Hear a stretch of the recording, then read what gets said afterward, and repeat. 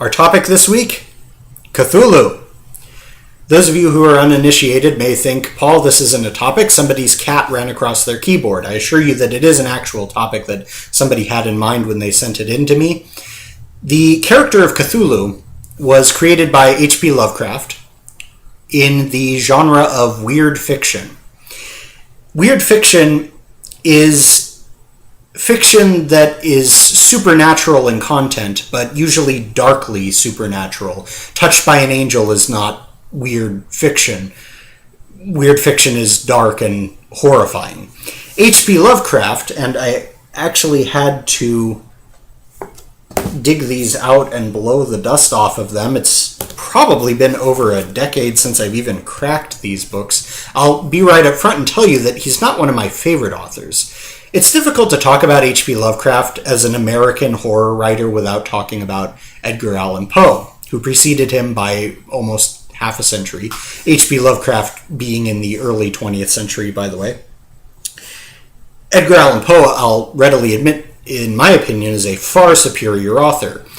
H.P. Lovecraft owes quite a bit to him. Their styles are weird fiction, supernatural horror, and in Poe's case, detective fiction. I think that all modern American writing owes everything to Poe, but certain genres owe an awful lot to H.P. Lovecraft, and H.P. Lovecraft owes a lot to Poe.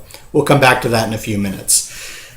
H.P. Lovecraft was a horribly psychologically tormented man. He had horrible nightmares through most of his life that were very traumatic to him. He had two very hysterical parents that made him into a horribly fearful man, and by all accounts a horribly horrible man.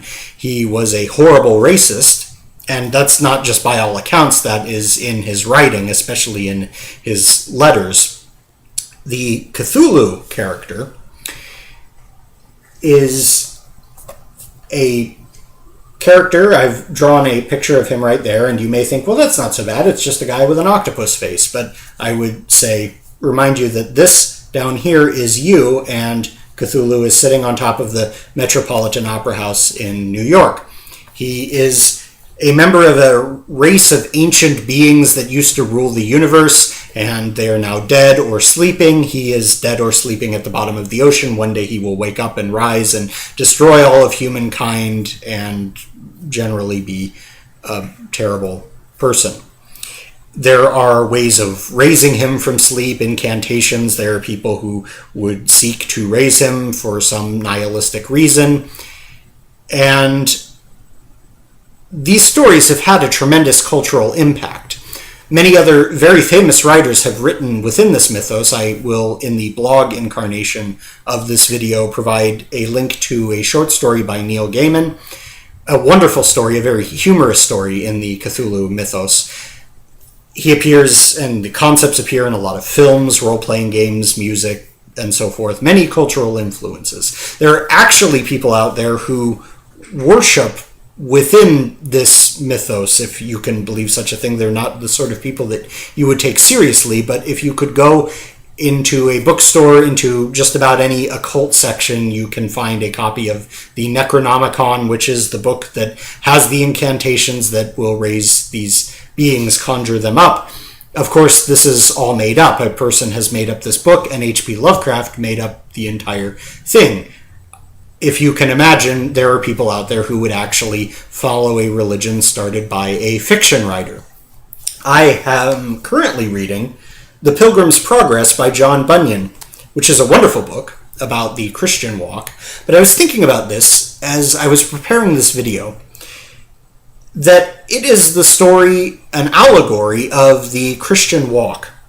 And I was thinking about imagining if somebody took The Pilgrim's Progress and tried to apply it as hard doctrine, that this is an actual map of the Christian walk. At this point, you deal with the Slough of Despond. At this point, you deal with the Castle of Despair. And this is the points on the map of the Christian walk. And I can actually imagine a person doing that, but it would be a horrible misapplication of the spiritual ideas that are trying to be conveyed through fiction.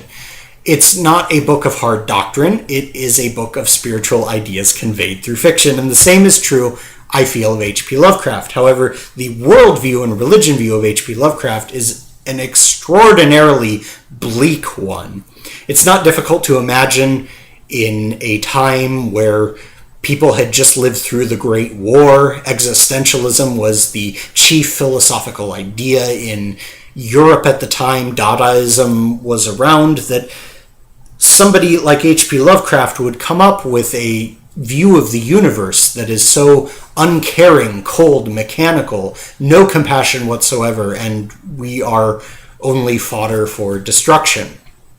The first line of the first story in the Cthulhu mythos, The Call of Cthulhu, reads, "The most merciful thing in the world, I think, is the inability of the human mind to correlate all its contents." It speaks to the horrors jam-packed into the human mind at the time and is very modern, I feel. Anyway, there's a few brief talking points about the Cthulhu mythos in case you find yourself at a cocktail party talking about the Cthulhu mythos, although I can't imagine the sort of people who read H.P. Lovecraft ending up at a cocktail party. Sometimes I find that inferior work can change the world, can change an entire genre, and certainly I feel that the trajectory of H.P. Lovecraft is far more the trajectory that horror and weird fiction has taken than the trajectory of Edgar Allan Poe, much to their own detriment.